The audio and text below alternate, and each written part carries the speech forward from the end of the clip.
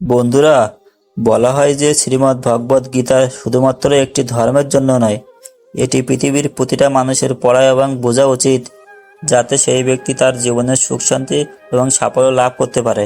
শ্রীমদ্ ভাগবত গীতায় মোট 18টি অধ্যায় রয়েছে এবং এই 18টি অধ্যায়ের শ্লোকের সংখ্যা প্রায় 700। যে শ্লোকগুলো সংস্কৃত ও শুদ্ধ বাংলা ভাষায় লেখা, তাই সবার পক্ষে পড়া ও বোঝা একটু কঠিন হয়ে পড়ে।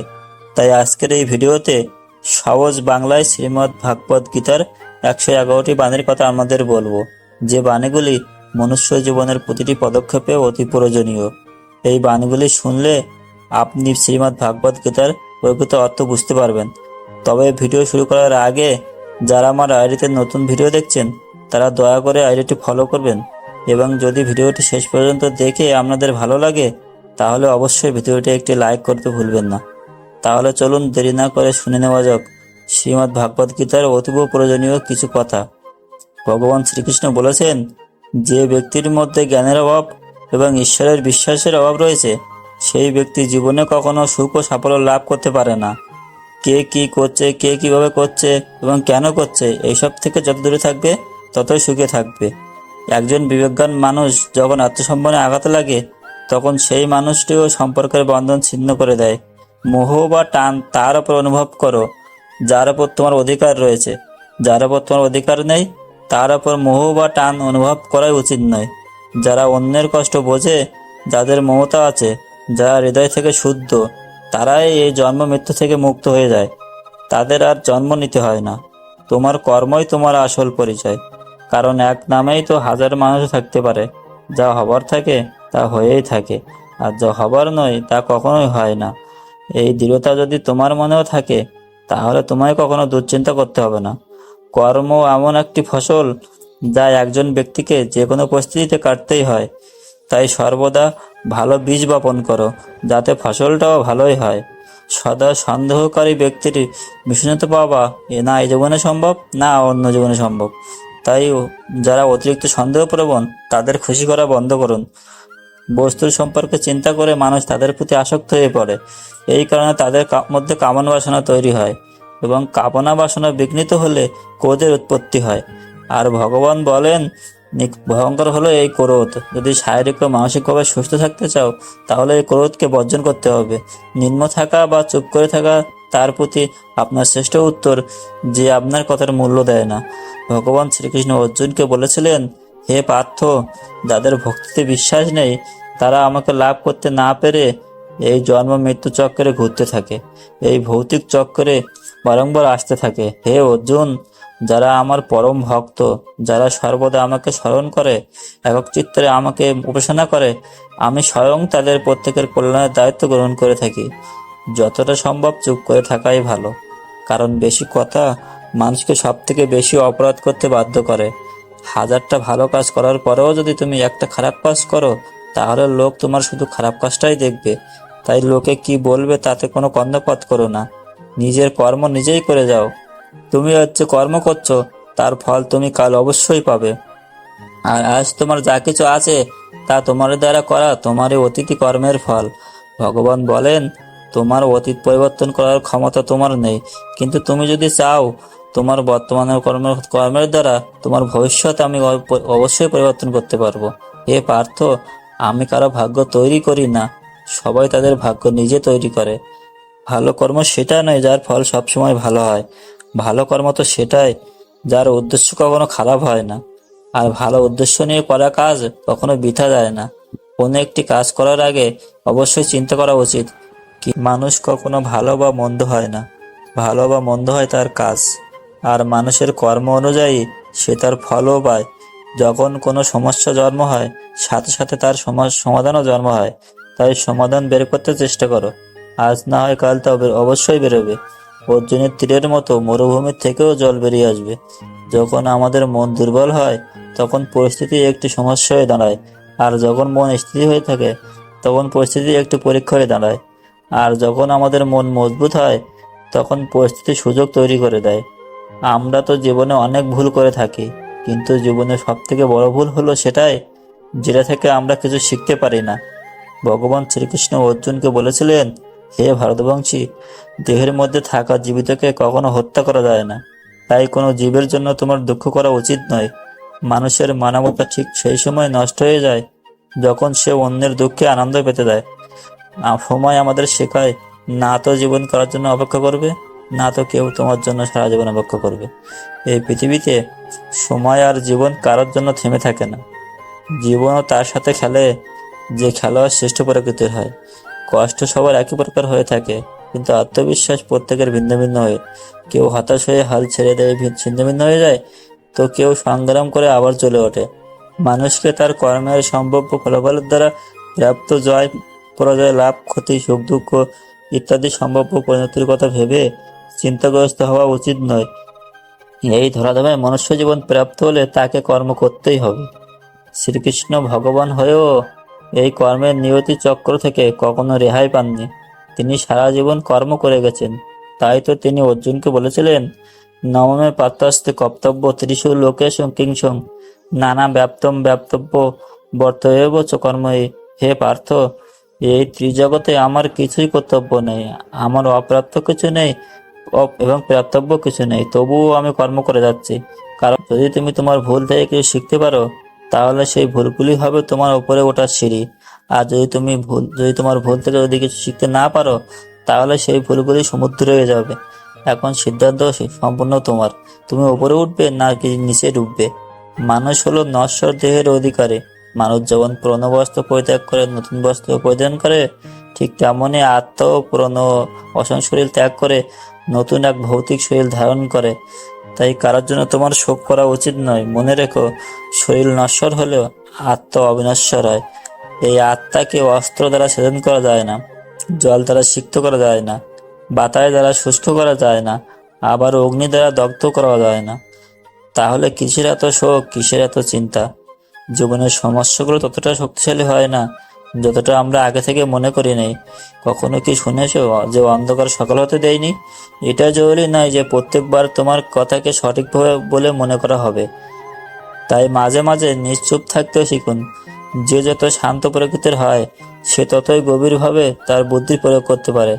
সমালোচনাকে ভয় পেয়ে কখনো নিজের লক্ষ্য ত্যাগ করবে না, কারণ যারা সমালোচনা করে তাদের মতামত ও লক্ষ্য অর্জনের সাথে সাথে পরিবর্তন হয়ে যায়। তোমার পরাজয় ও জয় তোমার চিন্তার উপর নির্ভর করে। যদি তুমি মেনে নাও, তবে তোমার পরাজয় হবে, কিন্তু যদি তুমি দৃঢ় প্রতিজ্ঞা হও, তাহলে তুমি বিজয়ী হবে। সব থেকে বিচক্ষণ ও স্থির মনের মানুষ তারাই হয় যারা সফলতায় গর্বিত হয় না, আবার ব্যর্থ হলে দুঃখেও ডুবে যায় না। যদি তোমার প্রশংসা করা হয়, তবেই তোমার আরো সতর্ক হওয়া দরকার। জীবনে কখনো কারো সঙ্গে নিজেকে তুলনা করবেন না। মনে রাখবে, তুমি যেমনই হও সেটাই সর্বশ্রেষ্ঠ। যে মানুষ মনকে জয় করতে শিখেছে, তার কাছে তার মনই সবচেয়ে ভালো বন্ধু।